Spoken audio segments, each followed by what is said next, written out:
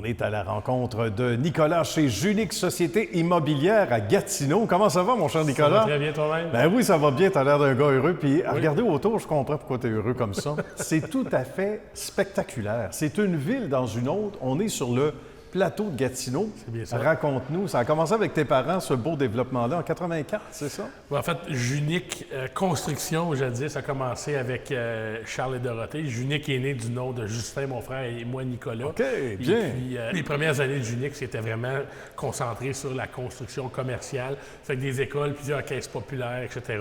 Et puis, autour des années 90, la construction commerciale est devenue beaucoup plus dure. Donc, mes parents, à ce moment-là, ont décidé d'orienter les opérations de Junique vers la construction résidentielle. Puis on commencé quelque peu à Ottawa, puis 90-91 dans le secteur du plateau. Et puis on a construit, là, Junique Construction a construit à peu près 70 là, de ce qui compose le plateau, qui est environ 30 000 personnes aujourd'hui, fait plusieurs milliers d'unités d'habitation. Ensuite, en 2017, mon frère Justin est parti dans l'Ouest, un rêve qu'il voulait faire depuis longtemps de vivre là. Puis c'est parti d'une compagnie dans la construction dans ce coin-là. J'ai racheté ma mère, puis mon père a demeuré, et demeure à ce jour là, un investisseur silencieux. OK, quand même. Assez impliqué. silencieux. Puis, Pas trop tannant. pas trop tannant. Et puis, à ce moment-là, depuis 2016-2017, j'habitais juste à côté, puis je passais pour aller au bureau qui était sur le boulevard du Plateau en même temps. Puis là, ça mijotait, là. Ah, ben T'avais oui. des idées. Il y avait une volonté municipale de faire là, ce qui est le cœur du village, là, ce qu'on appelle Agora aujourd'hui. Puis il avait même mis un moratorium sur tout le développement avant que le boulevard soit ouvert. Puis le zonage ici, c'était inchangeable. Puis environ tous les promoteurs du coin disaient « C'est bien beau, mais moi, ce que je fais, ça va bien. On fait 200 portes par année, c'est facile. » Puis le promoteur, qui est Multivesco, qui est le vendeur de terrain, a fait le tour de la région, des développeurs de Montréal, Toronto, pour vendre ce site ici d'Agora, qui est un 12 acres, avec un usage là, retail au tout le rez-de-chaussée, bureau au second, puis résidentiel pour le reste. Puis Charles Baudouin, qui était le bras droit, là, le partenaire à Mathieu Villeneuve, c'est lui qui nous vendait les terrains depuis toujours.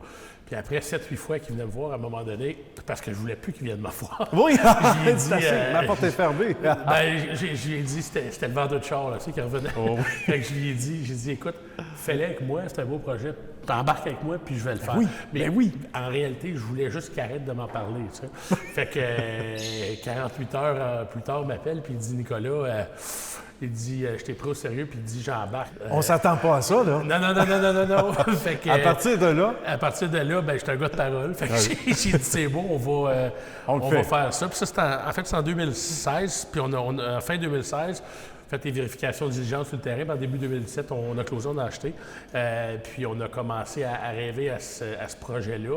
Puis en ayant ce noyau-là maintenant qu'on contrôlait, puis le parc de 26 acres à côté, c'est là que tous les matins je passais, puis je disais, bien, ça me prend cette parcelle-là, ça me prend ça. On voulait faire un tout de ce qu'on appelle le grand cœur du village. Ça. exact, avec tout ce qu'on retrouve. Puis raconte-nous ce qu'on retrouve à ce jour, en 2021, mais ce qui s'en vient aussi, là. Bien, Parce que ce qu'on a en 2021, vraiment... on a déjà plus de 35 commerces de signés, fait que des commerces de proximité, comme une épicerie, un dépanneur, une animalerie, une optométriste, une crème glacée.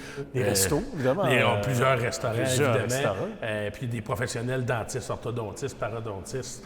On a un spa sur le toit ici là, qui s'en vient, qui est une expérience de bain nordique, si on veut, là, mais plus urbaine.